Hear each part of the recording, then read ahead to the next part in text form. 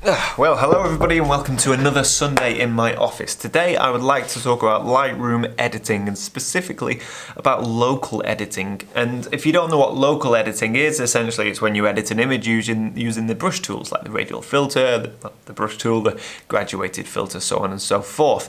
And the opposite of local editing is global editing. Global editing is where you make an adjustment to the image, such as clarity, using the sliders on the right hand side within Lightroom, and they affect the image as a whole. But what I tend to do more and more these days, and I would say almost exclusively, is to edit an image from scratch locally. And what that means is you look at the image and you break it apart into pieces. You look at your subject and areas of interest and areas that aren't that interesting, and you go in and you edit small areas of the photograph, building it up piece by piece. It's a fantastic concept, and if you don't use the tools, the brushes and the local tools within Lightroom, maybe you should watch this video and then give it a go. Now I'm going to give you an example with this photograph which I shot in my last video, and with the exception of just a couple of general sliders, this whole image has been edited locally. So I'm going to show you what I've done. This is the raw file that you're looking at. This is the edited file within Lightroom, so the edited raw file, and then the final image is a TIFF file because I've taken it into Photoshop to make a few more changes, and I'm going to take you through the whole process and a bit of my thinking behind why I chose to edit the image the way I did. Alright, so let's just break down the image. Let's just have a look at the editing that I've done now. I did use a couple of global adjustments. I globally adjusted the contrast because the raw file is flat all over, and essentially when I increase contrast I want that to be to the whole image, and I've not done much. You can see here just plus 21 on the contrast and plus 20 on the exposure because the image was a tad underexposed. We've also increased vibrancy by plus 23. So let's crack on. Now those are the only global adjustments that I made. And of course, I've done the usual remove chromatic aberration and lens profile corrections. Other than that, everything else is local, and I'm going to show you step by step each and every adjustment I've made and why. Alright, let's start off with the radial filter. You can see here 4 radial filters. Let's start with the first one here. Now I have adjusted the clouds. See, the image to me has two key elements, and those two elements are the clouds. We've got the high altitude lenticular clouds, which are obviously incredibly interesting, but what was I think equally as important and interesting was the hill cloud that started to form on the peak of this mountain. And what I want to do is emphasize that, so I've created a radial filter and I've just dragged and stretched it over the cloud, and you can see here that I've increased the exposure and the clarity. Now the exposure, let me get rid of the radial filter. You can see that the cloud still looks good, but it's still looking a bit flat. I want the eye to be drawn to those clouds because I think they're so interesting. So I did a radial filter with exposure to lift it and just give that contrast and separation between the sky where the lenticular clouds were and the low hill cloud. I've also increased the clarity just to bring through a little bit of structure within that cloud. One other thing I've done with this radial filter is I've used a Luminance Mask. I can't recommend this highly enough. If you don't know how to use Luminance Masking, I'll link to a video, I'll link the description down below as well, and I'll show you the benefit of Luminance Masking. But essentially what I'm doing is I'm telling Lightroom to only apply the edits or the adjustments which are exposure and clarity. I'm telling Lightroom to only apply that to the brighter parts of the image, you know, the mid to bright areas. You can see here we've got a scale from bright or from white to black. And what that essentially means is it won't add exposure and clarity to the mountain or to the dark sky up here. It will only add it to this cloud. And if I show the areas where the mask is being applied, there we go, we can clearly see the red areas. That's the only part that's got the effects applied, so it's not spilling onto the mountain or into the sky. The next mask that I have used is to affect only the mountain. Now what have we got here? We've got clarity. A tiny bit of exposure, like 0.07. I'm not even sure that's going to be noticeable, but I think the main thing here is the clarity. And that is because, let me delete the mask. Yeah, you can see it's a bit washed out, it's a bit flat, it looks a bit hazy. So what I want to do is I want to bring clarity and structure back to the mountain, bring out all of that detail. Now if I did that globally, it would affect the clouds, the sky, the ground, and I don't want that. I just want to focus in on the mountain. And you can see the difference that that made. Now this radial filter doesn't extend all the way to the little pyramid here at the end. So let me have a look. Yeah, I've created a smaller one using the Luminance Mask, telling it to only apply the effect to the shadows, to the darker areas. And I've just done exactly the same as I did on the big mountain over here on the little pyramid guy at the bottom. One more radial filter, and I can tell you that this was to bring down the brightness of the sky. What have we got here? Exposure, almost a full stop down. And Luminance Mask here, again, I've told it to only apply the exposure reduction to the brightest part of the mask. And if we show the Luminance Mask, we can see that the red area doesn't spill onto the dark mountain. The red area is the area which has the effect applied. Now let me delete the mask so you can see why I did it. There you can see how bright that is. It's overexposed, it's a bit distracting. Now I'm being pulled into that area of the sky, bypassing the mountain with the clouds, which is not good, it's not what I want. So those are my radial filters. Let's look at the brush tool that I have applied. So 2 brushes here. The first brush has been very specifically applied again to the smaller pyramid mountain and this strip of land down here. Now I'm assuming I did that because it will have looked washed out because I've brought down the exposure. I've also applied a luminance mask to make sure that I don't spill over into the sky, so I've told Lightroom to only affect the darker areas of the image or of where the mask is being applied. So if I delete this, yeah, you can see this bottom area here is washed out, it's a bit hazy. So that's all I've done. I've just pulled it back, added or reduced a bit of exposure, and it makes all the difference. So this is the second brush that I've applied. Now this is my favorite. This is the best way to use local editing. This is local editing at its best.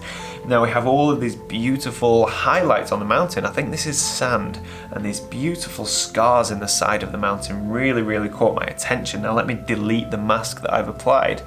Now you can see they're there, but I really wanted to make a feature of them. So what we've done is selected the brush tool, and I very carefully started brushing in exposure into these lovely white sandy areas. Now when you use a tablet, like I'm using the Wacom Intuos Medium Pro, it's pressure sensitive. So if I brush very lightly, then it only applies a low opacity of the exposure. And if I press down really hard, then it applies 100% opacity. So what that means is, very much like an artist, I can start to just paint in and just bring in highlights onto these areas. And for me, that's when local editing you start to get really creative with it. You start to build your image, picking out areas of interest, minute areas of interest, lifting them and building the image. Now you'll notice that I haven't done anything to the sky, and that's because when you get really good conditions, it's like nature's doing the Photoshop work for you. I don't need to do anything. I don't want to go in and increase saturation and start adding clarity and making it look even more insane, because it looks blooming bad enough as it is. People are probably going to question this image, those that haven't seen the video. And if I started to play around with this, it doesn't need anything doing to it. If I did more to this, it would just look ridiculous. It would look unnatural.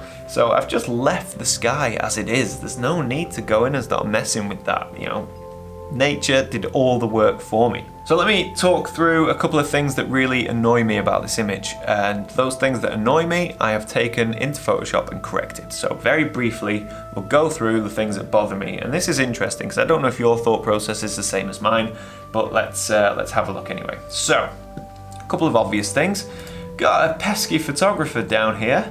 And we got another one, another photographer here, blue. Who are these people? Who are these people that walk into your shot? Unbelievable. I know that's Fred. He was, yeah. No, these were part of my group, but still, honestly. But no, joking aside, these are super easy to get rid of, but I prefer to do it in Photoshop. So obviously we've got to get rid of these guys. This rock here bothers me. Look, when you see it, you might not have spotted it earlier, but if you look at it now, you can't unsee it. So I will be going into Photoshop and cloning that out. There's also a little bit of rubbish here. I think it's rubbish. It looks like an old piece of rope or something. Now obviously when I'm there on location, I'm not spotting all of these things. So I will go in and remove them in Photoshop afterwards. Also down here, bottom left corner, a really annoying rock. You've got to do your edge patrol, look around the edges of your frame, see things that annoy you, get rid of them. So they're going to be super straightforward, but there is one big change that I'm going to do. And you know I like to be open and honest about my photography and the images and all the work I do to them. It's this composition. Look, see this bit of cloud going over the mountain here. Now, this is the ridge of the mountain. Now when I framed my composition, I didn't feel like I needed the whole mountain in, because that to me didn't quite work compositionally. So I chose a selection of the mountain, half of the mountain. But this ridge line, you see how it starts to go back down, it starts to drop down. That is a big no-no. That is a huge no-no. And that is something I didn't spot on location, probably because this is a 13-second exposure, so as the clouds moved, it's revealed a bit of the ridge. But that's a huge no-no, because that now tells the viewer that that mountain is on its way down. Therefore, it kind of just looks like I've cropped off the bit of the mountain, like I made a mistake, like I chopped the end of the mountain off. Now, what I need to do, and what I'm going to do and show you, is I'm going to take a bit of cloud, and I'm just going to brush in a little bit of cloud, just brush in a bit of cloud here, and we're going to hide that ridge. And then what that does is it gives the viewer the impression that the mountain continues up. You know, it adds mystery to the photograph, and that is so important. And I found that once I did that in Photoshop, it made a world of difference. It really did. Okay, so the image is now open in Photoshop. I've got the clone stamp removal brush, and I'm just going to go in and get rid of these photographers. Photographer number 1, don't know who that was actually. I'm pretty sure Blue Jacket was Fred, I might be wrong. But there we go, I've got rid of those 2 photographers. Simple click, no problem. I'm probably not going to clone brush this rock out because it might not do a very good job, so instead I'll do a very quick content aware fill. Get rid of the rock. Fantastic. If you didn't know, you'd never. I always say that. If you didn't know I'd removed it, you'd never know, because this is quite a very chaotic foreground with all of the glacial boulders and stuff like that. So it's really easy to just go in and delete stuff. So there we go. That's just the annoyances out of the way. Now I'm going to fix this cloud. Now let me tell you this. I am no Photoshop expert, so there's no real clever way of doing this, but I'll show you what I did. I took a section of cloud just here that has no ridgeline in it. Copy and paste.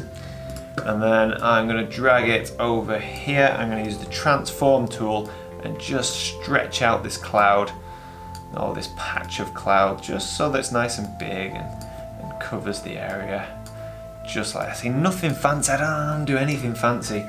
And I'm going to apply a layer mask to this stretched out piece of cloud, and I'm just going to invert the mask so we can't see it. There we go. Now I've got my brush tool selected, and make sure that I've got the color white selected.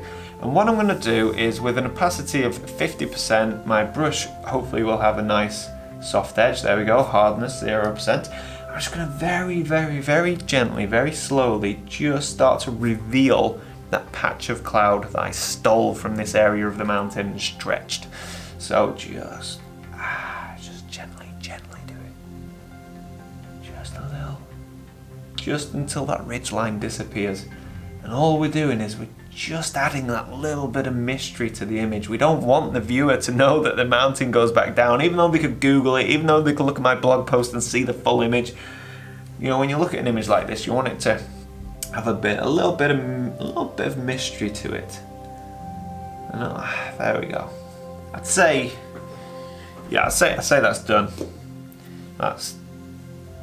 There we go, we can't see the ridgeline anymore. It just implies that the mountain goes on forever, and I think that's so important. So that's it, that is now the finished image. And you'll see that most of my editing, the bulk of my editing, was just done using local adjustments in Lightroom. I'd really like to stress the importance of editing locally and not just affecting the entire image as a whole, but going in and pulling apart your image, picking the subject, the supporting elements, you know, the areas that you don't want people to see, that you want to just hide in the shadows, stuff like that. So going in and editing your image piece by piece and building it up is such a fantastic way to process and edit your photographs. So that's pretty much what I'd like to discuss and demonstrate, and hopefully I've done that, you know, well enough and you've followed along. So thank you so much for watching. If you've enjoyed this and you're not a subscriber, please do us a favor and subscribe. Loads more stuff to come in the future, and a lot more highlights from Iceland as well. So thank you so much for watching, and well, until next time, bye for now.